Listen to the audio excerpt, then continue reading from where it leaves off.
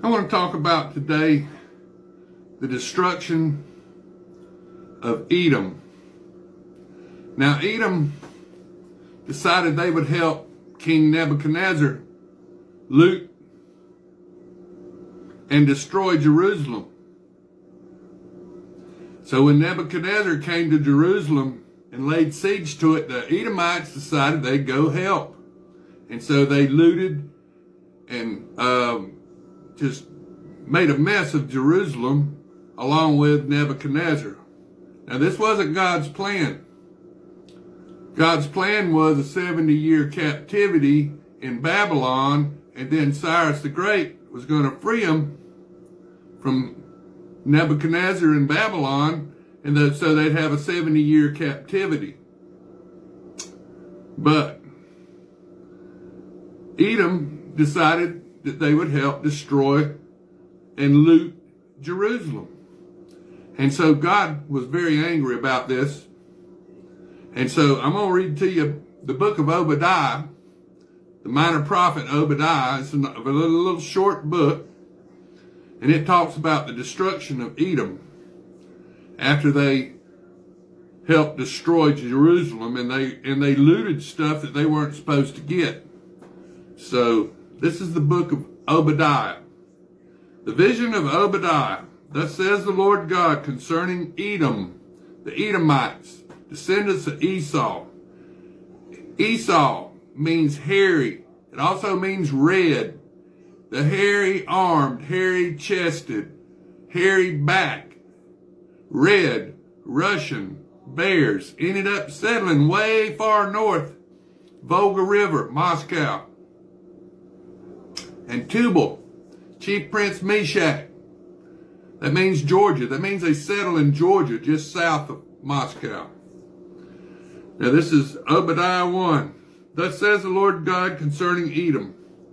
We have heard a report from the Lord, and a messenger has been sent among the nations, saying, Arise, and let us rise up against her for battle.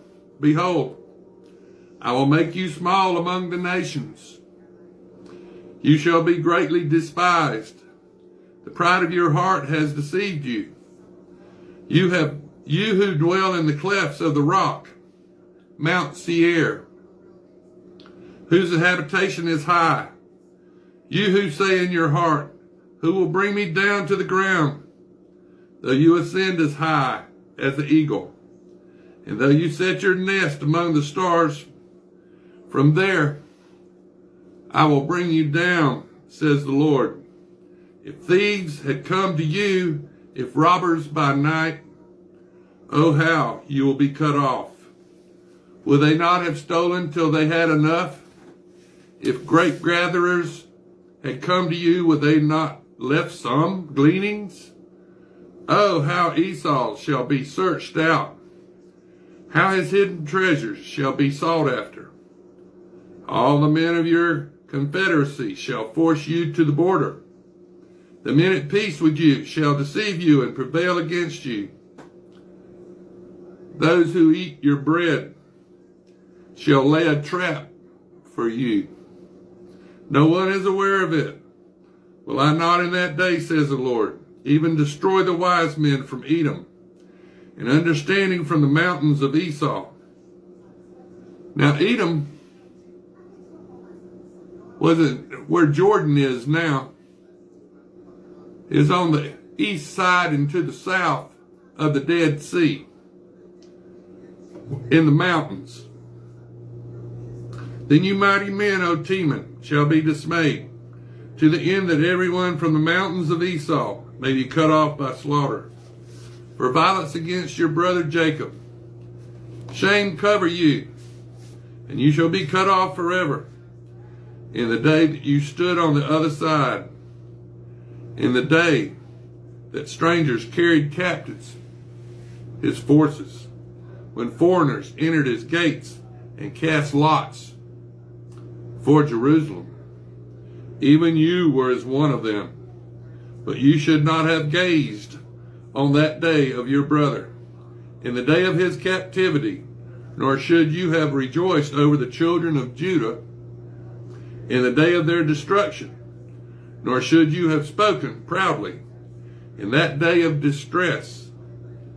You should not have entered the gate of my people in the day of their calamity.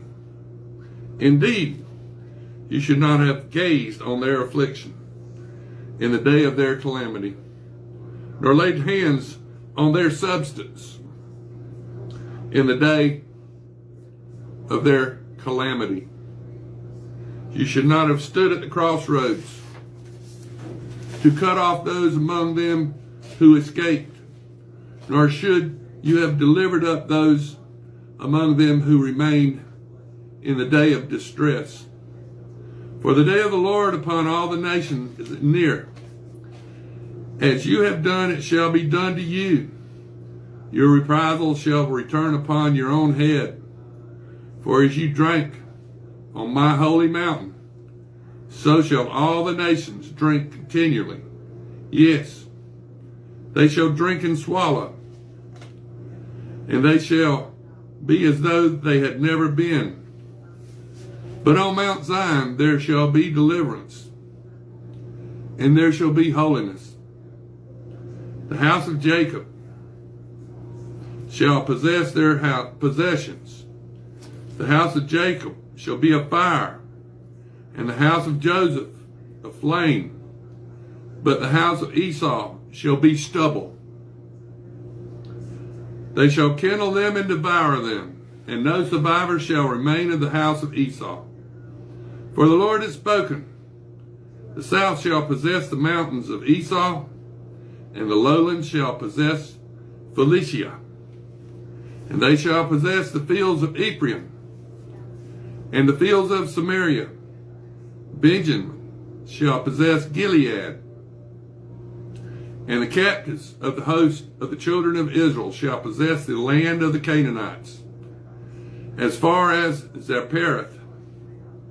The captives of Jerusalem, who are in Shephard, shall possess the cities of the south. Then the saviors shall come to Mount Zion.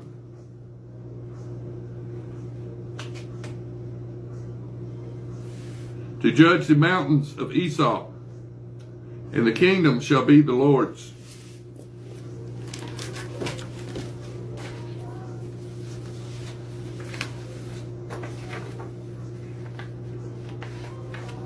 Now,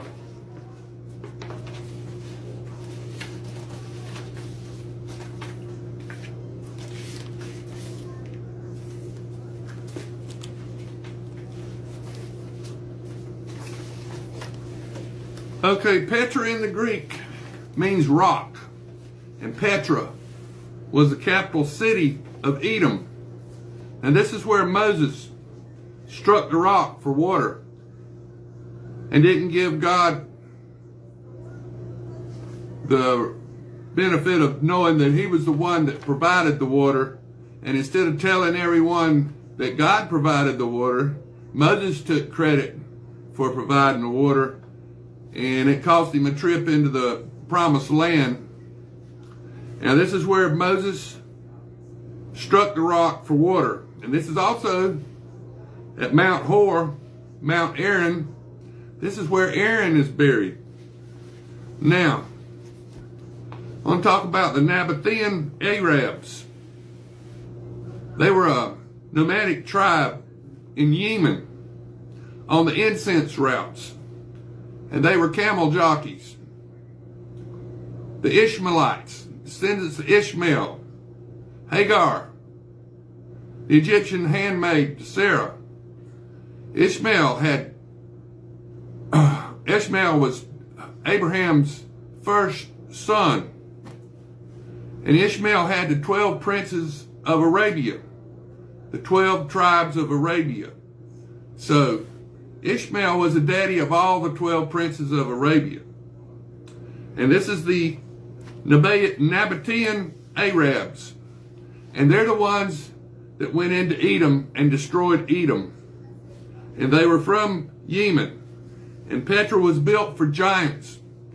It's the most sought after spot for tourists in Jordan because of the huge rooms and the